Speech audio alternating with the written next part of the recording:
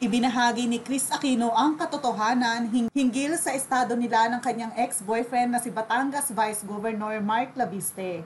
Sa IG story ni Chris nitong Biyernes, September 1, serye ng screenshot ng private messages nila ni Mark ang ibinahagi ni Chris. Binigyan din naman ni Chris na hindi naman daw siya naimpluwensyahan ng kahit na sino. Bumalik lamang daw siya sa kanyang dating gawin na pagbabasa ng mga bagong libro. Bagamat nag-reply si Mark sa naturang mensahe, hindi na isinama ito ni Chris ang buong mensahe nito sa screenshot.